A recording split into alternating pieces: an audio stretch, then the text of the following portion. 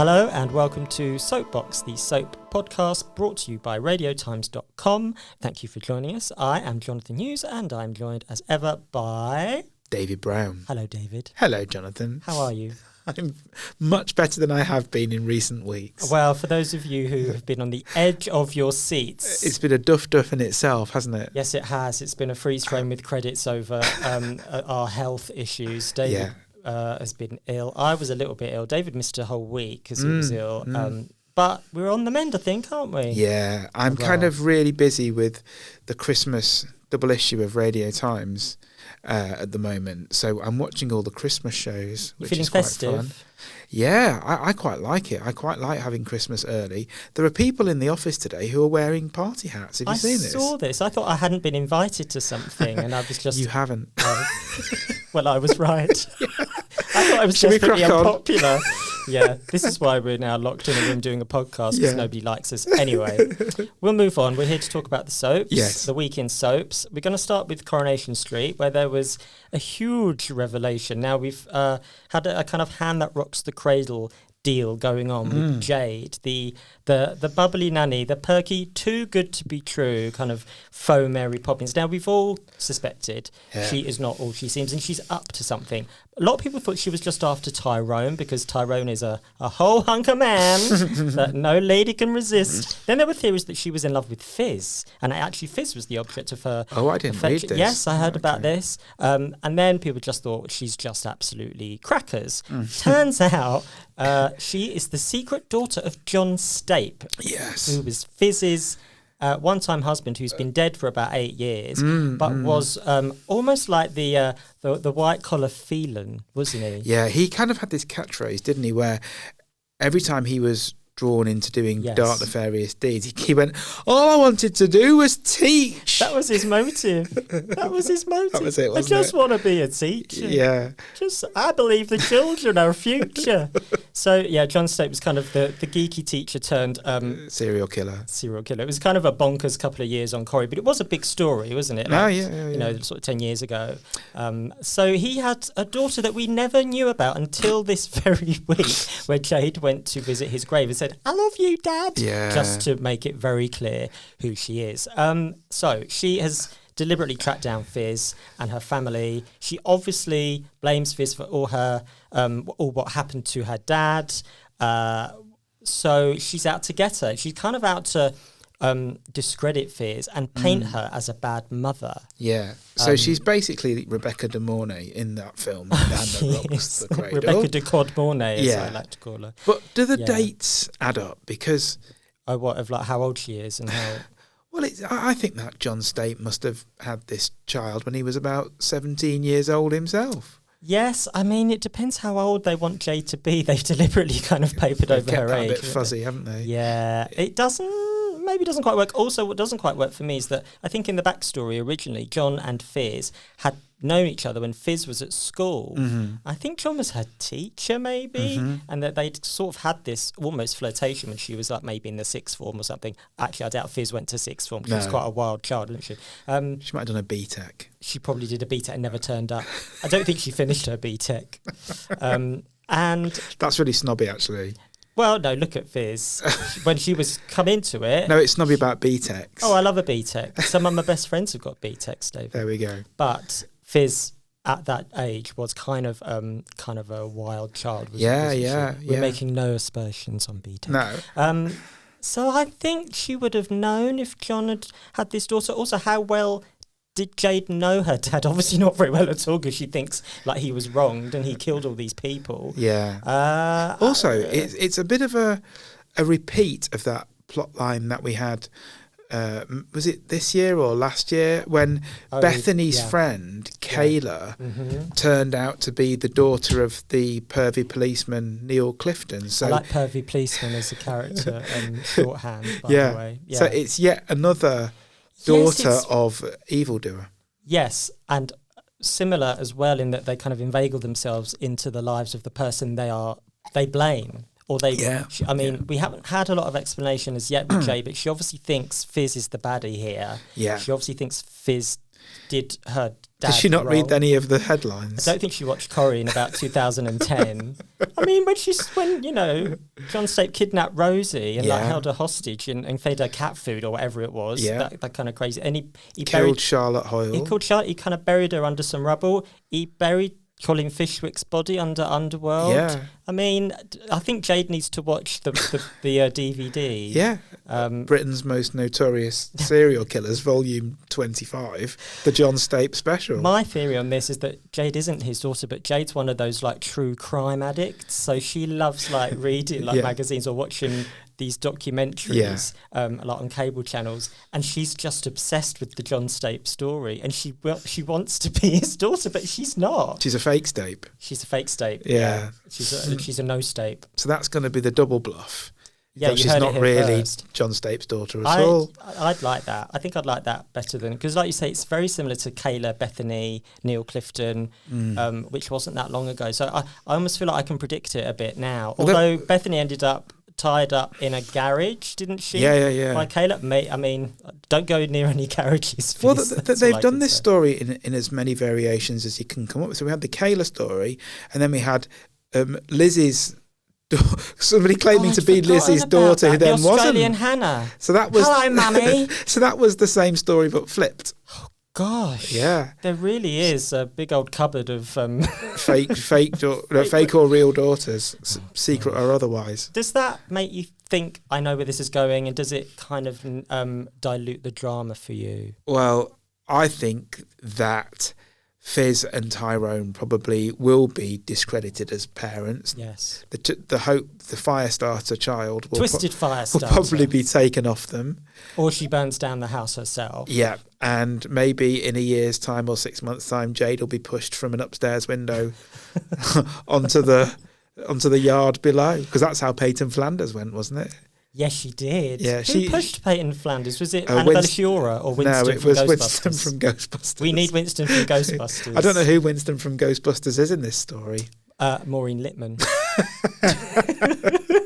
I want to say Tyrone, but he's the dad. Tyrone's Ray from Ghostbusters. Yes, which makes Fizz the Annabella Sciorra. Wasn't she like the glamorous career woman? She was, yeah, but she had a asthma problem. Oh, that was terrifying, that scene where Peyton Flanders took away her inhaler. Yeah. That's Welcome terrifying. to Hand That Rocks the Cradle box. Yes, this is all we're talking about. Yeah. But I think that film contains the ultimate denouement of this plot, because that's clearly kind of ripping it off. Yeah, or paying homage to it. So. Yeah. Well, we'll see how it goes. I mean, she's quite fun, Jade. Like, she's got that crazy... smashing up pictures side to her. I really enjoyed that. Yeah. Because we've been waiting to, like, get her deal, haven't we? And literally the next episode after that reveal, she's having this meltdown. She's smashing pictures and screaming, no. Yeah. I really liked it. I really enjoyed that. Yeah, me too. She kind of was. She felt like a CBBC presenter, like who'd lost the plot. Yeah. Do you know what I mean? Yeah. But usually, there's no children in the vicinity of a CBBC presenter because they're in a studio. But Hope saw everything. Yeah. And I think Hope will go along with it because she hates Fizz. Yeah. Do you think Hope's going to be the one to push her out the window? Yes. Yeah, or she might kind of set fire to her trousers. She's got those matches. Yeah. That could happen. Yeah. Oh, well. Next Bonfire Night. Bonfire Night 2020. That's Jade when this Fire plot. Night. Yes, that's when this plot's going to end. Yeah. Okay, well, we'll see how that goes. Yes. And anyone who's done the maths with John Stape's age and called her Kayla then, Jade's age. What a Freudian slip. Yeah. Do write in. Yes. Moving on to EastEnders. Unless there's anything else Coronation Street related you'd like to talk about. No, what else is there? That's the only story. Well, the only thing I did want to mention was Mary's regaling of the pound shops display that got all the seasons mixed up, and she said I think it was Guy Fawkes, Freddy Krueger and Santa with a machete. So you have Bonfire Night, Christmas and Halloween. Yeah, all covered like all year round. Yeah, I like that. EastEnders, do you want to talk about EastEnders? Yeah. Do you want to talk about Ruby yeah. and Martin? So the giant Martin, Andre the Giant get off my train, ended Martin. up picking up that Ruby, literally. Yeah. Well, she's the she's the tiniest lady ever, and he's the tallest man ever. Yeah. So he really, fun times. Just picture that. Oh, don't. Don't. Especially where we ended up tonight. Wow, talk about a duff. Yeah. Did you see that on the horizon? Only from the beginning of Friday's episode onwards. Only from the beginning of time. Yeah, it was flagged, wasn't it, quite early on? Didn't Ruby sort of say, "Fwah, you and the beard. It's the beard of grief." Like you talked about with Daniel Osborne in Coronation Street. So there's the grief is the grief for the end of his marriage and his life, thanks to Bad Boy Ben. So yeah, he's kind of not bothered shaving because his life's in the toilet. But little did he know, it's going to get the girls. So now that he's got Ruby and, you know, a wild... we basically ship them as a couple now. A wild night of passion. Wild. Do you think he'd do a better video for Ian? More convincing of the back of this. He'd like have a Colgate smile, wouldn't he? Yeah. Hi, I'm Martin Fowler, and I've just got off with my wife's best mate. Yeah. And got one over on Max Branny. He'd say, I sealed the deal. Vote Ian Veal. That kept it real. Yeah. That'd work more, wouldn't it? Oh dear. So Ruby and Martin, this again, like we were discussing previously, in a previous episode, that Stacey's absence is being made such a virtue of. Yeah. This just adds to the, please come back, Stacey, because there's so much drama for you to come back to. I hope she's not watching the telly. I really Her and Jerome cuddled up on the sofa. Jerome have got other things to do, David. Yeah. I don't think they've got time for TV. No. Is Jean gone for that visit yet with Jerome and Stacey? She's gone around for tea. Where is Stacey actually, like, in the country? I don't know. I fell for the lie. I thought she was with Sean. But no, is she not? That's the lie, isn't it? The lie is that she's with Sean, yeah. But she just went away to get away, obviously, from the heat of the Mitchell car. But I don't actually know where she is. I mean, Jerome drove to Walford, didn't he, in daylight? He didn't say, I better get back, beat the traffic. Yeah. I think she's like just 2 stops away. Yeah, I think that's probably right. She's in Mile End. Anyway, so... Ruby, Martin, Stacey, Max, it's a kind of love square now, isn't it? Yeah, it's all going on. As I say, I'm enjoying the Martin storyline. I think he's one of the strongest actors on the show at the moment. He's always convincing. I was also quite convinced by Danny Dyer this week when he was talking about Ollie. I thought that was quite moving. Really understated, I thought. Yeah. And you forget that side of Mick, don't you? That for all the the Danny Dyer-ness, he's such a great actor, and I think brilliant in that part. No one else could be Mick Carter. But you're right, that those scenes, around that storyline were really subtle. And again, with Ruby involved. I know. Ruby is the facilitator. She's more than that. I've never heard it called that before. Yeah. I think Martin got very facilitated by Ruby, didn't completely. And do you know what? I've done a total about-face about Ruby's return. So a year ago, I was really not that excited about Ruby being reintroduced. I probably ranted about it, several times. I was wrong. They were right and I was wrong. And I think that she's been great, and I think she's quite central to the show now. Yeah. I think you were right at the time, but now they've got a different producer. So they're right now.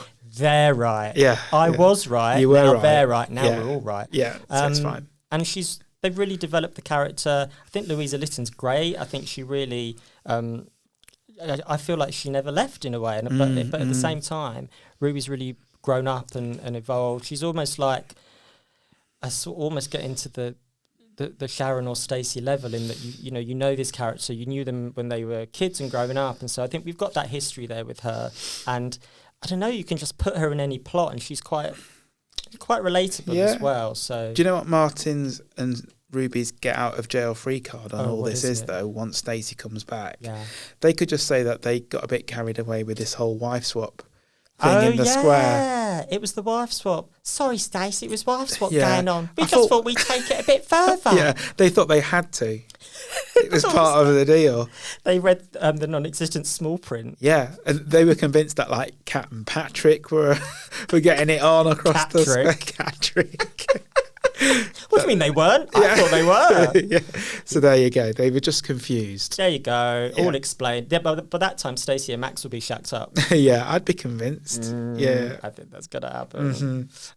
Other cartoon news. Linda can't drive for 9 months. No. Because she's been on the sauce. Yeah. What do we think of that story? The Andrew Watts, the 21st century Andrew Watts story. Well, she reversed into that car at a very slow speed, right? Yes, she did. It wasn't very fast, but yet the whole like front end of that, like Fast and the Furious. How did you do so much damage? A really powerful car. She just went. There was like a very slow car, and then a little crunch. And then the whole of the front bumper was like, what are your insurance people? I want a diagram of what happened for the payout. Yeah, so it seemed, I don't know what had gone on there. Mind you, she does drive a big 4x4, doesn't she? Yeah, it is pretty massive, that car. Yeah. So, okay, maybe that's the answer. I wouldn't want to be on the receiving end of Linda driving after a session. Be rear-ended. I would not want to be rear-ended by that car. Thank you very much. But yes, any other EastEnders business? It was quite a quiet week for me this week, EastEnders. It picked up on Friday. But when Martin picked up Ruby, the show picks up. Otherwise, it was like Jags Panasar. You're not a fan thus far, are you? Of the Panasar. Yeah. No, I don't understand why. Now, the Panasars came to the area to look for Ash. Yes. They found her. She said, "Get lost." She said, "Get lost." Yes. So why haven't they got lost? They haven't got lost. What are they sticking around for? And they sort of seem to just be in the Vic with Ash there, as if they're like, yeah, it's Ash, our sister, who hates us and told us to leave us alone. Yeah, I know, we'll get involved with this wife swap thing for no reason. For no reason. And then Mick kind of, he was like, yeah, Jags Panasar, like, Yeah, legend. What? Local leg. He's the new Robbie Jackson. Yeah, I'm all willing for them to become legends, but they need to like move in or... Did we miss some episodes? Or get a business there or something? Do you think we missed a week? Do you reckon? Yeah, maybe we missed Panasar week. Yeah, Panasar week. We missed it. Red Button. Yeah. It's the Red Button special that we missed. Yeah. Okay. So we're just supposed to accept that they're now part of the show. Yeah. Fine. I mean, it's fine, but... I don't know the reason. And they're not living on the square yet, are they? They talked about, we should live here. Well, you might as well. Yeah. So we'll see. We'll see. Then. That's it for EastEnders for me. That's all I'm saying on it. That's all you're saying? Yeah. What have you got to say about Emmerdale? I'm... Where to begin? Okay. Well, this business with Bernice. I'm still on EastEnders. This business with Bernice. I thought you were very familiar. Yeah. The B-Meister. Me and B-Dog. Hey, Bernie. Of course I'm Bernie. Yeah, sorry. No one. Bernice. Going. I don't really understand why Liam is so stupid. He's a doctor. And would that wraps up our podcast for this week. Would you want him coming anywhere near you with any kind of medical intervention? Not at all. Not at all. And he's like Bertie Wooster or something. He's so posh. He's so clueless. Nothing against posh people, but it is a Bertie Wooster kind of buffoon posh. Yeah. I don't really get that vibe. Also, wasn't he arrested last week? Yeah. Why has he still got a job? I don't really understand. He's a GP and he tried to beat up a teenage boy. Yeah. It was, he would have been suspended. Yeah, that was all kind of forgotten about. But, also, he has one defining character trait. What's Do you know what that is?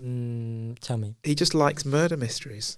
That is the only thing we know. Always bring that up. Does anybody know anything apart from Dr. Liam, apart from the fact that he is a doctor, which we've only got his word for? Yeah, I don't believe. And that he likes murder mysteries. And he was duped by Mayor, wasn't he? He was married to evil Mayor. So he likes murder mysteries. He likes a puzzle. Yeah. We can assume that he can kind of solve a whodunit. Why can't he work out that Bernice, or Bernie, as I like to let's call him a B, isn't coming back? Yeah, Bernice clearly isn't coming back. Yeah, no. Even whether this was just the subtext Sam Giles gave it because she knows she's left the show. Yeah, she's been handed the P45 for her next job, and her decision to go, we understand.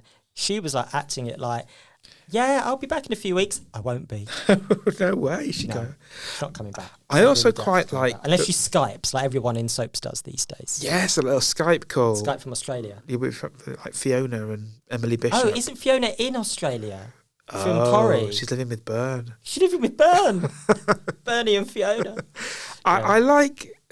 I wasn't mad on that Bernice storyline, to be honest. I thought it's a bit fudged. But I am quite enjoying the fact that Graham, elsewhere in the village, seems to be acting in a completely different show to everybody else. What show is Graham in, do we think? I think he thinks that I think he wakes up each morning and sees Liam Neeson's face staring back at him. Totally does. He thinks he's in Taken or something, doesn't he? Very much so. That's my child. And I'm coming for you. I'd like a cup of tea.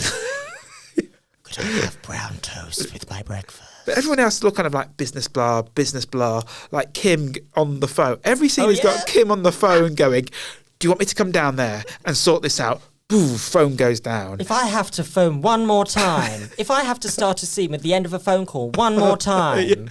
What is she going to do if she has to do it one more time? I think she's going to go down and phone them face to face. Yeah, right in front of them. Yeah, that's her big threat. But meanwhile, Graham comes in like the Grim Reaper. Yeah. I love it. I do feel... I know what you're doing. I know what you did last summer.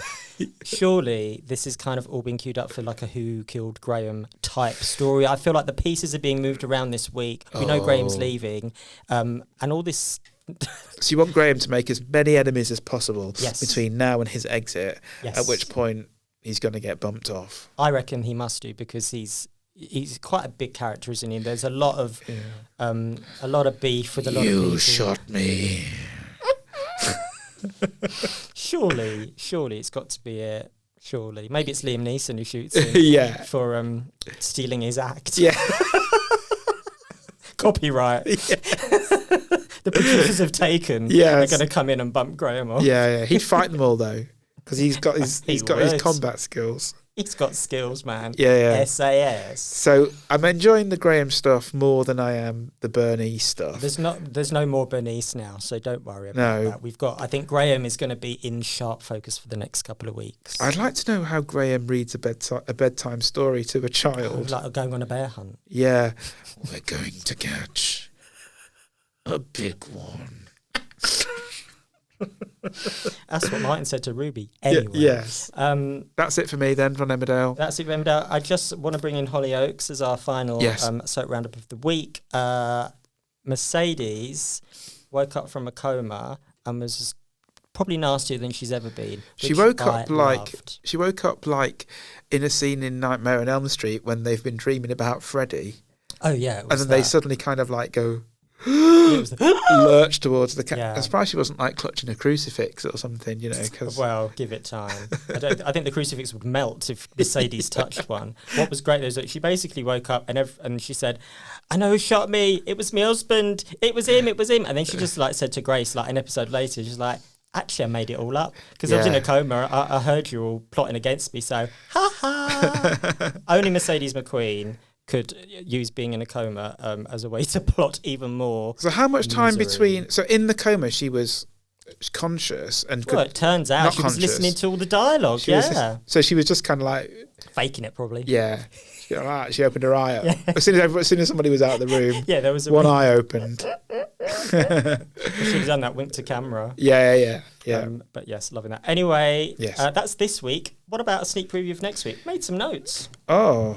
Do you want to know what's happening next week? I'd love to know what's happening next week. Would you love to know about Michelle and Robert's wedding in Coronation Street? No. Okay. Vicky might be dead. That's quite exciting. Okay. So watch out for that. Michelle keeps on ending each scene she's in by drinking wine in a huff. Have you noticed? Maybe the wine's not very nice. And then she wiped her mouth when he kissed her. That was a bit harsh, wasn't it? Yeah. That was a bit harsh. Anyway, yes. Okay. That happens. It's all about that next week, really. In EastEnders, Louise is going to have a baby. Baby. Can have baby. And that's going to be named after Pat Butcher, isn't it?